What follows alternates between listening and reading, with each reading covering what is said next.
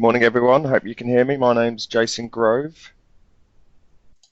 Hello. I believe everyone's online, so we're going to commence now the first of our modern slavery webinars. Like I say, welcome everyone, and thank you very much for signing up and taking the time out this morning, which hopefully will be beneficial to you all. You've got a good number online from across the West Midlands and a variety of partners as well, so thank you very much. And also a big thanks to Public Health England for kindly hosting this and providing the webinar facilities. Just to set the scene, this is the first of 5 webinars which will run the full week from Monday to Friday at the same times, accumulating in a collection of partner webinars on the last day. We're going to start, and I'll let Dan do the introduction in a minute, but just to give you basic awareness around the modern slavery agenda, and then as we go through the week, we're going to enhance people's knowledge by focusing in on specific areas such as internet-enabled criminality, partnership work in victim pathways, and making sure every sort of encounter counts. So that's sort of the plan for the rest of the week. Like I say, thank you for taking the time to call in. We will take questions and answers. You should have had an email that prompted you to make a note of any questions you wanted in advance, but feel free as we go through the webinar to send some of those in as well, and we'll review them as we go through, and time allowing, we should have some time to do a couple of those questions at the end. And just finally, there will be also some feedback we'll be looking for, just a couple of basic questions at the end for those that have Skyped in. So there'll be a poll of 2 questions, if you could just quickly take the time to answer those before signing off. So without any further ado, I'd just like to introduce you all to Dan Parkinson, the Sergeant working on the National Modern Slavery Police Transformation Unit. So over to you, Dan. Thank you very much. Thank you, Jason. Yeah, as we're going through today, if anybody can't hear me or I'm talking too quickly, if you drop an email to Nicola, she'll stop me and I can go back. Today, what I was going to do is run through just a basic introduction to modern slavery and human trafficking. So I apologise if it does seem quite basic and people do have some awareness, but just to kind of set the benchmark for everybody for the week, I was going to sort of take it right back to the basics a little bit. If you can have the next slide, please. Yep, so done. That's all right.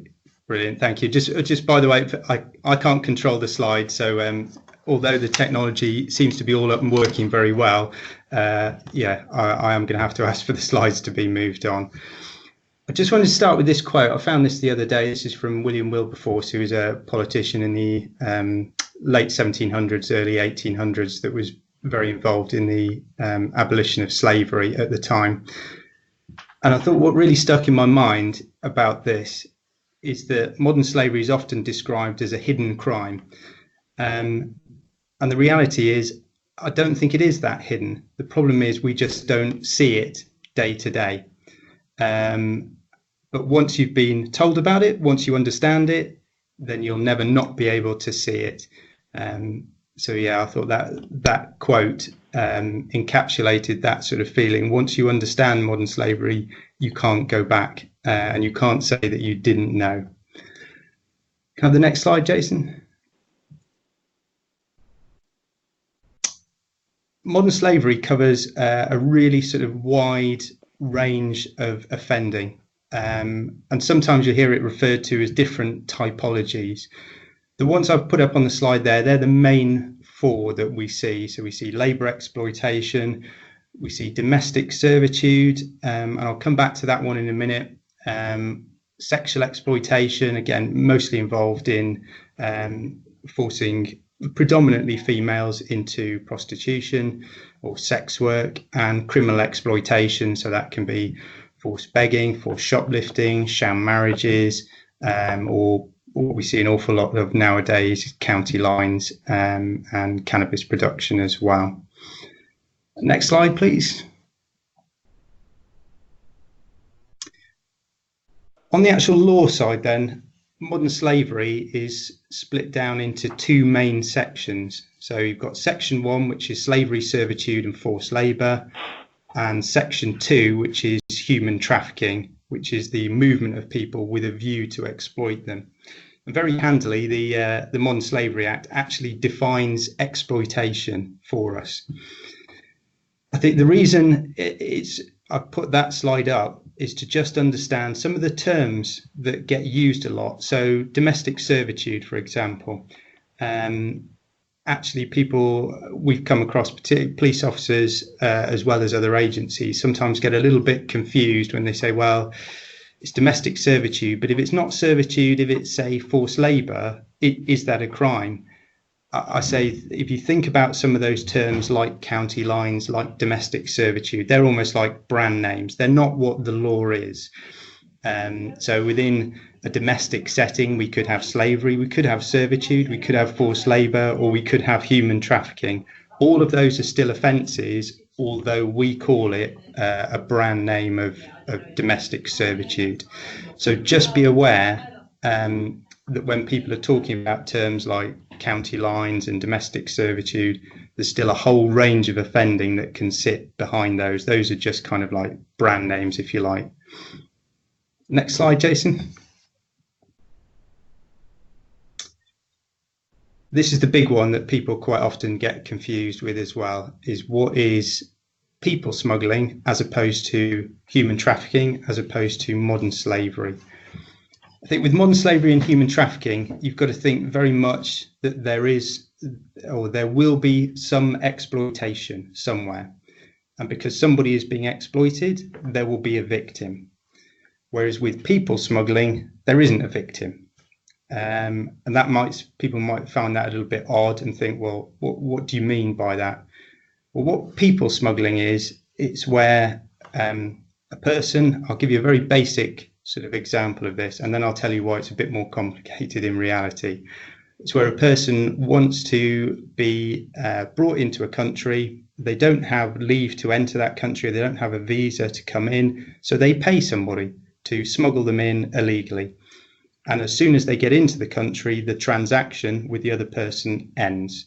So whether that be smuggled in on a yacht across the English Channel or in the back of a lorry, they pay somebody, they get brought in, and as soon as they get into the country, that's it. Transaction's finished. They've paid their money and they go on their way. That seems quite simplistic. So if you pay your money, you're smuggled in. That's people smuggling. If you're being brought in to be exploited, then that's human trafficking. So that can sound quite simplistic. And the reality is that those two actually blur quite a lot. And where they blur is where we will encounter people who will say, well, yes, I paid to be brought in and I want to come into the country. I know I'm not allowed to come in, but I want to come in. I want a better life. And I have paid some money to somebody to bring me into the country. The issue there is most people would think, oh, well, it's people smuggling. I say we have to stop and think about what's in the mind of the person who did the movement there.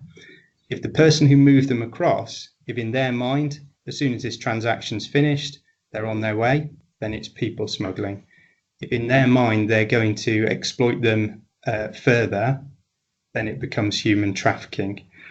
And obviously knowing what's in somebody's mind is very difficult. So we have seen scenarios where people have paid for their journey, they're smuggled in, they think they're just illegal immigrants and they're here for a better life. The reality is, from the situation, it's highly likely they were going to be exploited, and therefore we would treat them as victims of human trafficking rather than as people who are involved in people smuggling. Because unfortunately, both with people smuggling, both the person doing the smuggling and the person smuggled are committing offences. The person being smuggled, a much lower level offence, but they are still an offender. Whereas with human trafficking, they're a victim. So the way we treat them and the way we deal with them is very different. And what I would say generally, certainly from a police perspective, but from with all the other agencies involved, is what I say is it's easier to err on the side of caution. I'd rather treat somebody as a victim and then find out that they weren't a victim than treat somebody as an offender and then find out they were a victim. So we always err on the side of caution. If it's a bit of a grey line, whether it's people smuggling, whether it's human trafficking, I would say as a professional, just think, what do I know? What can I prove at this time?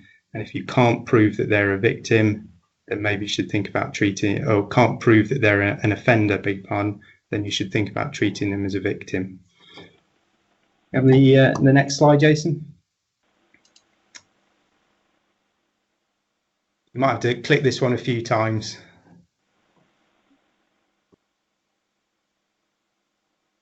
Now, thankfully, I'm hearing these sorts of comments a lot less as time goes by and people's understanding of modern slavery grows. But these are the sort of typical comments you'd hear from, certainly within police offices at times, people questioning, they're not being locked up, they're not being shut away, they can leave at any time. They've come here, as we said, they've come here for a better life. It's better, the situation is better here, even though it's bad, it's better here than it would be at home. Now, what this feeds into, I think, is this sort of general perception of modern slavery. And unfortunately, by calling modern slavery, we have an image in our mind of more historic types of slavery where people were physically restrained and physically abused and threatened much more. And nowadays, we just don't see that. If you put up the next slide, Jason.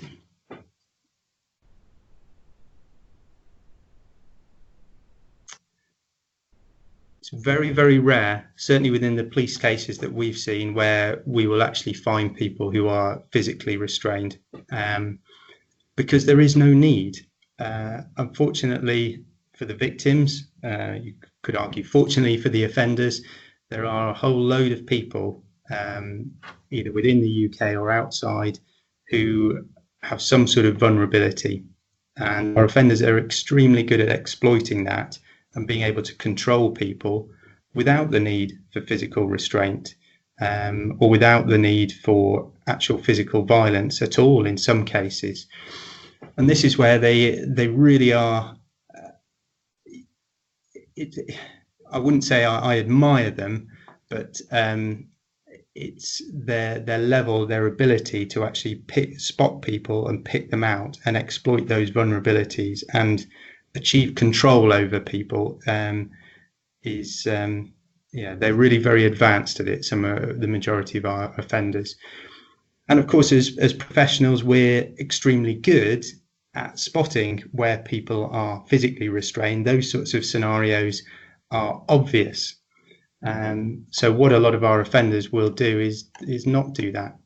And that's where you see the common myths coming through, where people are saying, well, they were free to leave at any time. They had all their documents. They could have walked away at any point. And the reality is, most of these people can't walk away. You can have the next slide, Jason.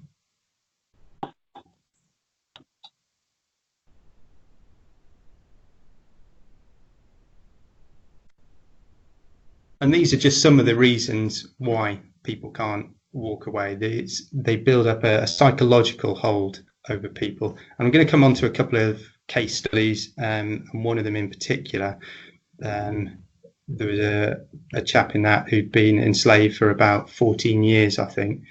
He wasn't he wasn't physically restrained in any way. In fact, he spent the majority of his time walking around the streets on his own, going door to door.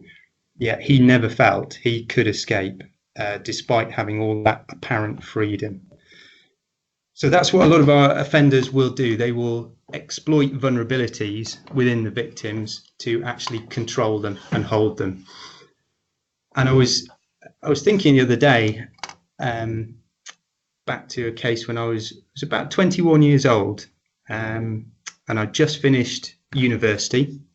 And I was living in Chepstow, and I applied for a job over in Bristol, and it said it was media and sales. When I got over, it said, yeah, come over for 9 o'clock or 8:30 in the morning. So I got over, and it turned out to be door-to-door sales. That's what this job was. There was a big team of people there. Now, not to be offensive against anybody that does door-to-door sales, but that's not what that's not the job that I thought I was going for or I was applying for.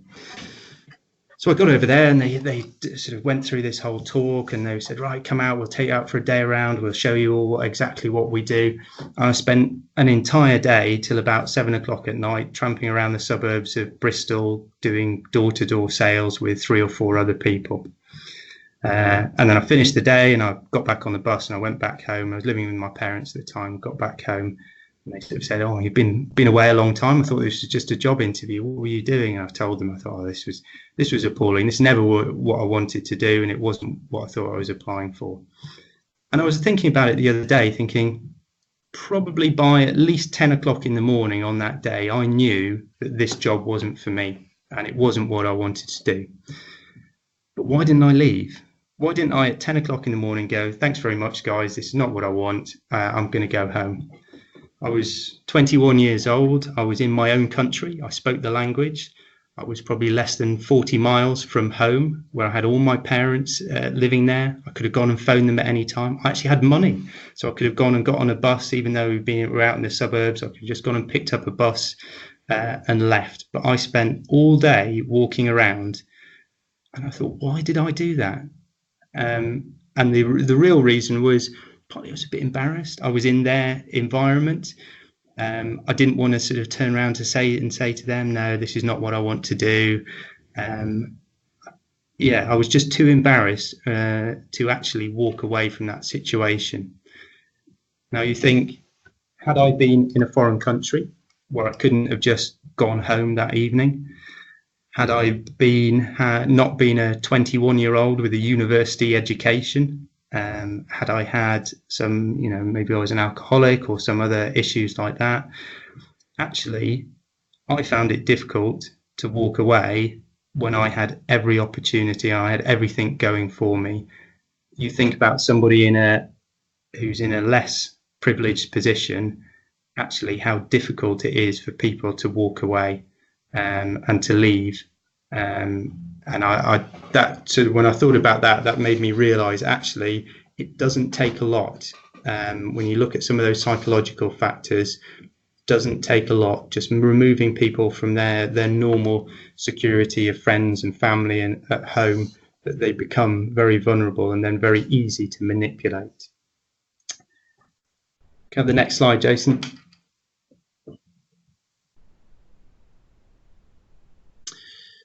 I'm just going to run through a couple of case studies now, just to sort of show you some of the things that police operations have come across. One's sexual exploitation and one's labour exploitation. So the first one here, this is a sexual exploitation case. A lot of times it will be talked about that there are organised crime groups behind a lot of the exploiting. And sometimes you think, as a police officer, it's like, oh, yeah, okay, yeah. Is this just, one or two people, or is it actually a big organised network? And we can see both, actually. We can see there are times when it is a fairly disorganised group of people. And then we'll get situations like this one, this case study here, which was one down in the Met, down in London. Each one of those phones on the table is an advert. It's an advert for a female that's being exploited. And you've got the two pictures there, obviously one with the phones all face up and on the back, so the person knows how to keep tabs on all of this. Then you've got the details of the advert on the back. So when a phone rings or a text message comes in, they can reply to it. They know what advert's being talked about. Now, although you've got, I think it's somewhere in the region of about 100 plus phones on that table, there aren't 100 plus women behind that. It's not one advert per woman. So what they will do, they'll post a lot of adverts, but they might only have 5 or 10 women working. And what the officers found in that case, obviously that's a fairly sophisticated setup, I say sophisticated, actually it's a lot of cheap old mobile phones and adverts posted online, but it generates a lot of money quite quickly. In that case, what they found in the picture where you've got the little red square down in the bottom left hand corner, that was actually the notes they kept. So when each girl got sent out to see somebody, they would keep a record of when they went out and a record of how much they were being paid. and this is how much the actual girl would get. So in this case, each of the clients were paying, or punters were paying somewhere between 150 and 200 pounds. And you might not be able to see it, but in the handwritten notes, the actual girls were getting anywhere between 15 and 25 pounds. So you can see where the exploitation comes in, and you can see how much money can be made out of this type of exploitation. But equally, you can see where if women are coming over and they are extremely poor, getting £25 to them might be a huge amount of money. And this is where we find it very difficult. I think a lot of cases early on, we assumed when police go in to something like that, that all these victims were just sitting waiting for us to come in and rescue them. Whereas actually, sometimes what we're doing is going in and taking away their only source of income. Yes, we will be able to put them into the NRM. Yes, we'll be able to provide them with housing and with food, but actually they won't have an income. So yeah, that's one of the big barriers that we find within policing, is that sometimes even when we do recognise it and we do find victims, actually the victims will sit and weigh this up against, well, I can be in this awful situation and be earning money, or I can be in a situation where I'm not earning money, and that may be worse for them. But that's one of the difficulties we have, and we have to try and get over that barrier. We have the next slide, Jason. This is a labour exploitation case, and in this case, I was shown this picture by the SIO, who's just said to me, before we talk too much about the case, said, "What do you see there?" So this is some aerial photography of a traveller site. I said, "Well, it's all the old caravans, isn't it?" And he said, "No." He said, "No. Most traveller sites, when you go on these," he said, "you won't have old caravans tucked away like that, because, and if you have a look at some of those caravans, they're all quite small." He said, "Obviously the caravans that travellers use, they are their homes, so they very rarely have small caravans. Plus, if they do have old ones, generally they will sell them. They won't just sit them and leave them rotting away in the corner of a site." He said, "Yeah, if you go onto a site and you see old caravans like that, you're going to have one of two things in there. You're either going to have animals or you're going to have people. And the people that are in there will be being treated as poorly as any animals that they have." So this is one of the little things when we go and do debriefs of operations, picking up indicators of where we might find modern slavery. But on this case, the victims were being used for labour exploitation. Again, it was mostly working within the businesses being run by the crime group. So that was generally sort of roofing and tarmacking and driveway work, paving. And that's what the victims were used to do. And they were housed in the corner, and you can see just to the left of that little bunch of caravans there is the rubbish tip. So that's where they were placed and they were put. But for the majority of time where they were out and about working, they were left completely alone. The SIO for this job said, yeah, we had covert surveillance and we were watching them. And they said the offenders in this case would go and drop them at a site and leave them there all day. They might pop back once during the day, and then at the end of the day, they'd come and collect them. So for hours and hours every day, all of these victims could have left. They were sat in a house with a normal member of the public who they said, "Oh, can you call the police for us?" And they never, ever did. They never did. And that's because they were so controlled, and they thought there was absolutely no means of escape. In fact, one of the victims in this did actually try and escape. And he got, I think this site was down in Gloucestershire. He said he managed to jump on a train. He didn't have a ticket and got up to the northwest. Within 24 hours, though, he'd been found and picked up again. And he said clearly a message had gone out to all other travellers to find him. And he was found and he was brought back. And he said after that, he said, I knew I was never going to escape, because, how they knew where I was. He said, I have absolutely no idea. He said, I have absolutely no idea, but they managed to find me within 24 hours. And he said, as soon as they did, that's it. I knew I was trapped forever. The next slide, Jason. And this is the sort of conditions in those caravans that people were living in.